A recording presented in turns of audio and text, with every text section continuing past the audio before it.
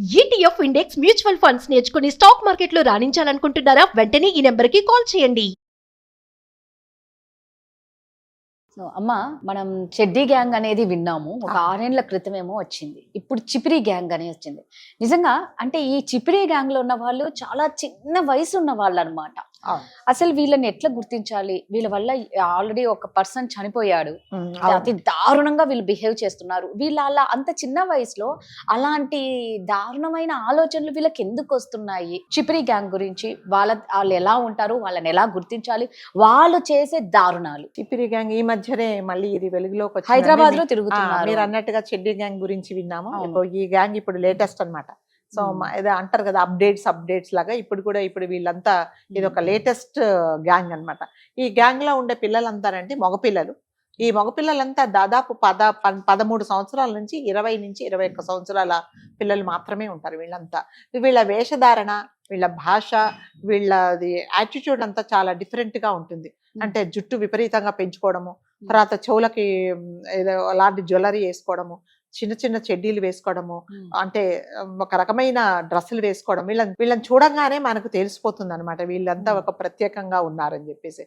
అంటే వీళ్ళు చాలా మటుకు చాలా గుంపులుగా ఉంటారు. ఒకరు ఇద్దరు ఉంటారండి, దాదాపు ఒక 5-6 మంది ఉంటారు. చక్కగా లగ్జరీ కార్స్ లో తిరుగుతారు. మీరు ఎప్పుడు వాళ్ళను గమనించినా కూడా చాలా మత్తులో ఉంటారు. అంటే డ్రగ్స్ అలవాటు పడి ఉంటారు, లేకపోతే మత్తు మందులు తీసుకుంటారు, తాగి ఉంటారు. సో వీళ్ళ పని ఏంటంటే మరి ముఖ్యంగా వీళ్ళు అటాక్ చేయడం ఎవరంటే ఓన్లీ మగవాళ్ళని అటాక్ చేస్తారు. వాళ్ళ యాటిట్యూడ్ ఎలా ఉంటదంటే మగవాళ్లతోనే వాళ్ళు, అంటే ఆడ మగ ఉన్నప్పుడు సన్నిహితంగా ఎలా ఉంటారో అలాంటివన్నీ వాళ్ళు మగవాళ్లతోనే చేయాలనేది అనే ఆకాంక్ష ఉంటది అనమాట వాళ్ళకి. వాళ్ళని వాళ్ళతోనే తీర్చుకుంటారు వాళ్ళు. సో వాళ్ళకు ఉండే అంటే అసలు యాక్చువల్గా 20 ఇయర్స్ ఓన్లీ మైనారిటీ దాటిన పిల్లలు, లేకపోతే మైనారిటీలో.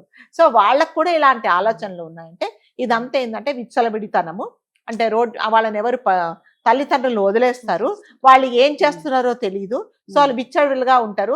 డబ్బులు కావాల్సినంత డబ్బులు ఇస్తారు, మంచిగా వెహికల్స్ అన్ని ప్రొవైడ్ చేస్తారు. సో వాళ్ళు ఏమైనా అయిపోని అని చెప్పేసి తల్లిదండ్రులు ఎవరు బాధ్యతగా ఉంటారు. నిజంగా తల్లిదండ్రులు బాధ్యతగా ఉంటే ఒకడు విపరీతమైన, అంటే అందరూ వేసుకుండేలాగా వేరేలాగా డ్రెస్ వేసుకుంటే తప్పకుండా క్వశ్చన్ చేయాలి. రాత్రిపూట బయటికి వెళ్తుంటే నువ్వు ఈ టైంలో ఎందుకు వెళ్తున్నావు అని చెప్పాలి. ఇవన్నీ క్వశ్చన్ చేయనప్పుడు మాత్రమే వీళ్ళు ఇలా చెల్లరేగిపోతున్నారు అనమాట. ఈ మధ్య నేను చూసాను, నేను ఎక్కడో విన్నానండి, ఒక 4-5 అబ్బాయిలు ఫుల్ తాగేసి ఉన్నారు అప్పటికే. సో ఒకతను పాపం ఒక 45 ఇయర్స్ అతను ఒక బయటికి వెళ్తూ పాపం ఏదో పిల్లలు ఎత్తున్నారు కదా అని లిఫ్ట్ అడిగాడు అతను. ఆయన చేసిన పొరపాటు అతను లిఫ్ట్ అడిగాడు. సరే కూర్చున్నాడు. కూర్చున్న తర్వాత నీ జిప్ తీసేసేయి, తర్వాత నీ షర్ట్ ఇప్పేసేయి అనేసి ఆ సిగరెట్ తాగి అతని మొహం మీద మొత్తం వచ్చేలాగా చేసేసి అతన్ని నానా రకాలుగా హింసించి శారీరకంగా, మానసికంగా, అంటే 45 అంటే దాదాపు కొంచెం పెద్ద వయసు అయిన తర్వాత వీళ్ళంతా అంటే డబల్ ఏజ్ ఉండేవాళ్ళు. 14 నుంచి 24, 13 సంవత్సరాల నుంచి. సో అతన్ని నానా రకాలుగా ఇబ్బంది పెట్టారు. సిగరెట్ తో కాల్చారు. దాని తర్వాత వాళ్ళ దగ్గర ఎలాంటి పెద్ద పెద్ద బాకులు, కత్తులు ఉండవు. చిన్న ఇప్పుడు సర్జికల్ బ్లేడ్స్ ఉంటాయి కదా, సర్జికల్ అలాంటివి జోబులో పెట్టుకుంటారు. సో వాళ్ళకి అదొక పైశాచిక ఆనందం అనమాట. సో అతన్ని నానా రకాలుగా హింసించారు అనమాట. అందరు సిగరెట్లు తాగేసి అతను మొహం మీద పొగొచ్చేలాగా చేసి, అతను సిగరెట్ తాగి అతను ఒంటి మీద అంతా కాల్ చేసి, తర్వాత అసభ్యకరంగా అతనితో బిహేవ్ చేసి ఒకటి తర్వాత ఒకడు అతని మీద పడిపోయి అలా చేశారు. చేస్తే పాపం అతను ఏం చేశారంటే చాలా స్ట్రగుల్ చేశాడు. సో ఇలా అతన్ని చాలా రకరకాలుగా హింసించారండి.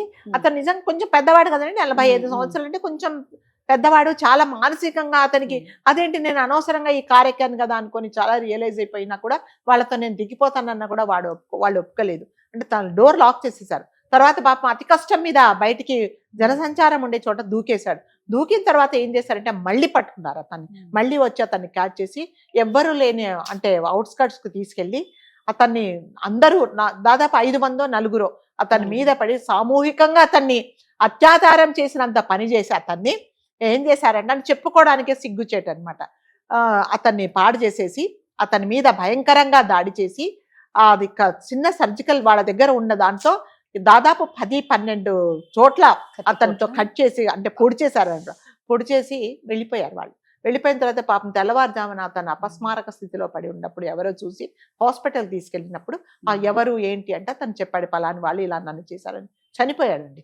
అంటే ఇప్పుడు మనం చెప్పాల్సిందంటే ఇన్ని రోజులు అమ్మాయిలు జాగ్రత్తగా అది, ఉండండి అవును. అనేవాళ్ళము. ఇప్పుడు సో అబ్బాయిలు మీరు కూడా జాగ్రత్తగా ఉండండి, అవును. మీకు కూడా రక్షణ లేదు.